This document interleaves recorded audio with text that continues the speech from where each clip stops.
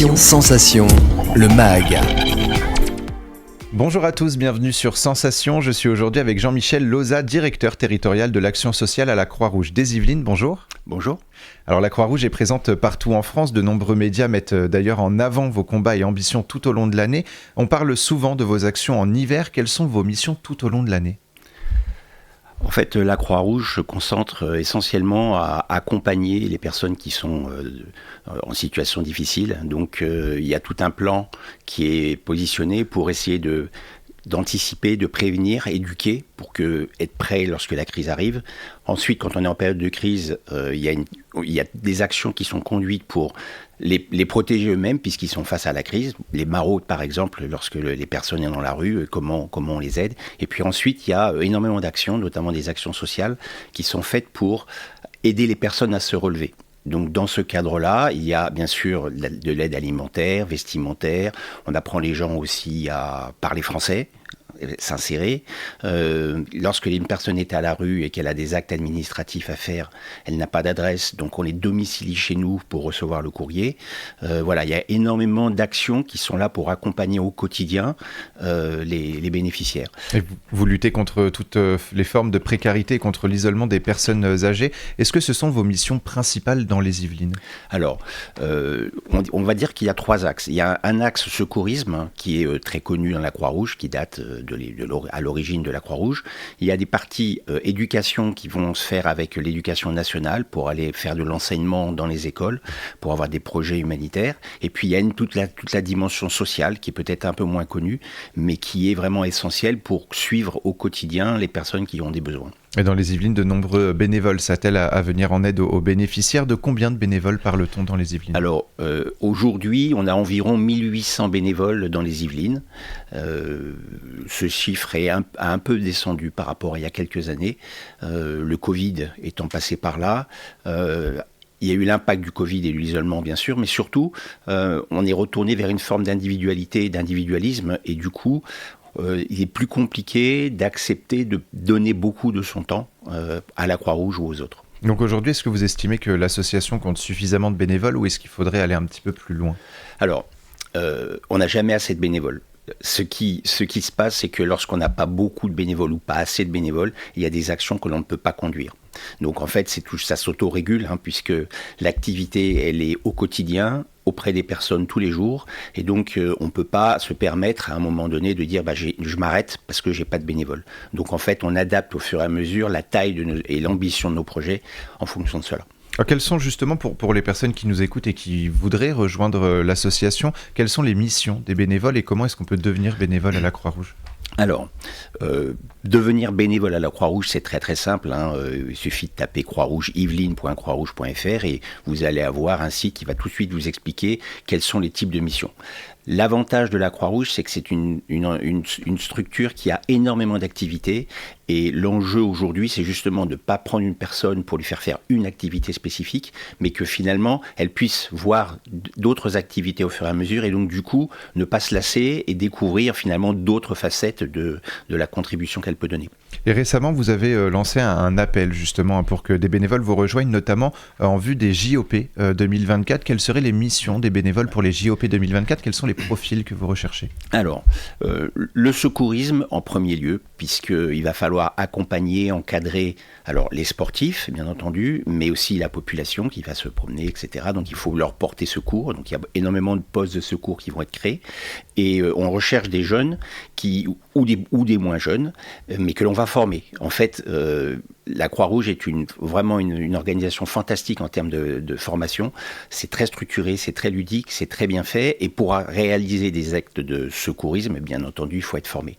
Donc, il y a tout un plan de recrutement actuellement, un plan de formation pour faire que lors des JO, on puisse être au plus près des acteurs des JO, mais aussi au plus près de la population. Donc, c'est très, très diversifié. Donc pas besoin finalement d'avoir des bases dans le secourisme, puisque vous faites une formation, vous proposez une formation pour vous rejoindre. Absolument, absolument. Tout est mis en œuvre aujourd'hui pour recevoir de façon importante des bénévoles qui voudraient nous rejoindre. Du coup, j'en profite pour lancer vraiment un appel. C'est quelque chose d'important. C'est important. Toutes les associations qui participent au JO sont un peu dans cette problématique. Donc on est en train de rechercher des gens pour les former. Et puis du coup, pour qu'ils puissent passer un moment incroyable quand même. Les JO à Paris, c'est quelque chose. Alors, je l'ai évoqué en début de cette émission, vos actions sont valorisées surtout en hiver, notamment à travers vos maraudes. Pourtant, la précarité n'est pas saisonnière. Les maraudes et l'aide alimentaire sont présentes toute l'année dans les Yvelines. Alors, absolument. On n'arrête pas d'être pauvre lorsque le soleil se lève. Donc, il y a un accompagnement tout au long de l'année. Alors, l'enseignement du français, par exemple, il peut être saisonnier, puisqu'il faut aussi se caler par rapport à la disponibilité de nos bénévoles. Mais l'aide alimentaire, vestimentaire et autres, elle se poursuit toute l'année. Alors, parfois, d'ailleurs, il y a d'autres associations qui ferment et qui renvoient les personnes vers chez nous pour qu'il y ait une continuité d'activité. Donc ça, c'est bon pour les maraudes, bien entendu, d'autant plus qu'avec la sécheresse, la distribution d'eau est très, très, très importante, mais aussi alimentaire et autres, en fait. Et comment s'organisent ces maraudes, justement ? Alors, une maraude, c'est une équipe de 3 personnes qui va aller sur le terrain, voir les gens pendant la nuit. Pourquoi va-t-on voir ces personnes-là ? C'est parce qu'en fait, elles ont un numéro à leur disposition pour qu'elles appellent dès le matin pour pouvoir trouver un lit, éventuellement, et te placer pour la nuit qui vient ou pour un week-end. Et aussi pour avoir un réconfort, parce qu'elles ont besoin d'un service, de toilettes et autres et tout. Et donc, du coup, ils appellent le 115 et le 115 régule les acteurs qui sont sur le terrain pour aller les rencontrer. Lorsqu'il y a peu d'appels, on en profite pour finalement aller dans des lieux qu'on connaît, où on sait qu'ils se retrouvent, mais même s'ils n'ont pas appelé le 115, ils ont quand même peut-être besoin d'assistance. Alors, on ne peut pas parler de bilan finalement face à cette action, parce qu'il peut y avoir des besoins moins importants à un moment et plus importants à un autre moment. En tout cas, quels sont les aspects positifs de ces maraudes ? Est-ce que vous avez des retours, justement ? Alors, c'est une activité qui est très prégnante, qui est visible et pour laquelle on est souvent sollicité. Là aussi, il faut faire attention, il faut être formé.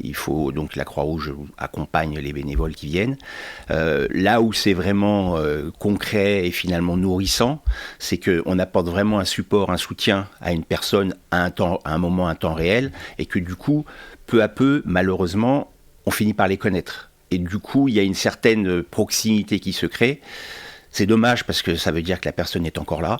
Mais l'idée, c'est que aussi, on la mette dans un circuit pour qu'ils puissent se réinsérer. Et on les incite à aller voir des assistantes sociales pour que peu à peu, ils sortent de la rue, ils puissent être éduqués et avancer dans la vie. Et cet été, lorsque la plupart des Français auront pris la route des vacances, vous serez encore sur le terrain ? Absolument. Avec peut-être une équipe un peu plus réduite pour l'été ? Comment ça s'organise ? Alors, pas vraiment. En fait, il y a un planning qui est organisé et en concertation avec les autres acteurs sur les Yvelines.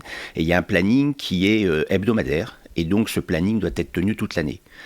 Donc, pendant l'été, il n'y a pas de trêve de maraude. Il y a par contre, à contrario, une augmentation du nombre de maraudes l'hiver. Mais pendant l'été, on est dans un service continu. Vous l'avez dit, vous connaissez finalement petit à petit les personnes que vous allez rencontrer. Justement, lorsqu'on va à la rencontre des publics en situation de précarité, quelles sont les qualités essentielles à avoir pour échanger, s'adresser à eux ? Alors, la première chose, c'est que nous faisons un accueil qui est inconditionnel, quelles que soient les religions, quelles que soient les races, etc. D'abord, donc, il faut avoir cette ouverture d'esprit. Et à partir de là, vraiment tendre la main et avoir de l'empathie. Il ne s'agit pas de prendre tout sur soi. Donc, il y a aussi des équipes pour suivre ça. On en parle beaucoup. Et finalement, c'est avoir envie de donner du temps. Un peu de temps et puis un peu d'humanité. Et le point important, c'est que c'est pas parce qu'on vient à la Croix-Rouge en tant que bénévole que du coup on va passer notre vie à la Croix-Rouge. C'est vraiment une chose sur laquelle il faut vraiment faire attention. On est là pour donner un peu de temps. Il ne faut pas que ça soit trop invasif. Donc il faut que chacun trouve sa place, parce que sinon, le bénévole, au bout d'un moment, il est envahi et finalement, il va nous quitter. Et parmi vos autres actions, il y a également le Vesti Boutique. Est-ce que rapidement, il y a un conseil pour les bénévoles qui voudraient vous rejoindre, les personnes qui voudraient vous rejoindre ? Alors, Vesti Boutique, c'est un point intéressant. La Croix-Rouge, bien entendu, est une association elle vit avec des dons. Et une Vesti Boutique est un espace où on a collecté des vêtements, on les a triés, on les a mis en place, et c'est un lieu qui est ouvert à tout le monde, ouvert aux bénéficiaires, mais aussi ouvert à qui est chacun. Et parce que justement, grâce à un achat, on vous fait également un don et on aide les personnes en situation de précarité. Merci beaucoup Jean-Michel Loza d'avoir été avec nous sur Sensation, et pour revoir ou réécouter cette émission, rendez-vous sur notre site et notre application Radio Sensation.